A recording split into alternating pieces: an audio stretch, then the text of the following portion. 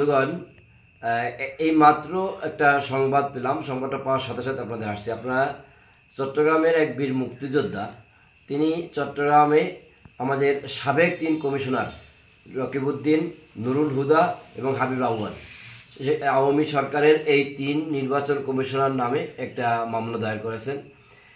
আমরা এই মামলাটার মানে জনগণের এই দীর্ঘদিনের প্রত্যাশা ছিল মামলা, শুধু মামলা না, মনে রাখবেন এই 3 কমিশনার এই বাংলাদেশের নির্বাচন ব্যবস্থাটাকে একেবারে ধ্বংসের যে শেষ সীমায় নিয়ে গেছে।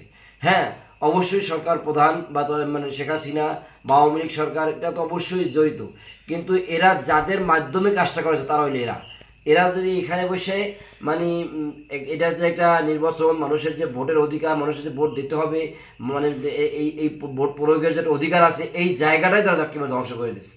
এবং এই 3 জন লোককে যদি আপনি ব্যক্তিগতভাবে অ্যানালাইসিস করেন, তাদের মিডিয়ার সামনে কথা বলা, তাদের বাসন ভঙ্গি এত ভদ্র, মনে হয় যে বাংলাদেশে এদের চেয়ে ভদ্র লোক আর কেউ নাই।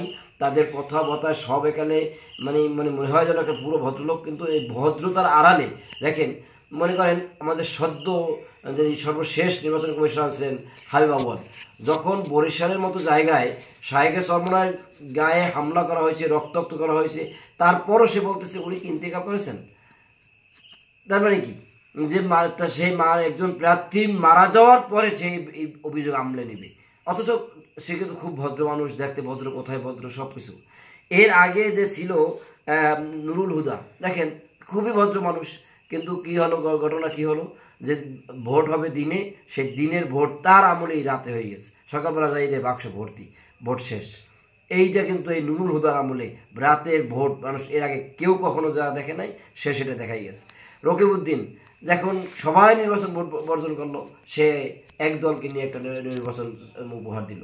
তো এই 3 কমিশনার এই জাতির কাছে প্রত্যাখ্যিত, এবং এরা এই পুরো বাংলাদেশের নির্বাচন সিস্টেম, নির্বাচন ব্যবস্থা যা কিছু বলেন, এবং মানুষকে ভোটারহীন সংস্কৃতি এরা চালু করে পুরো জাতিকে অন্ধকারের ভিতরে রেখে গেছে।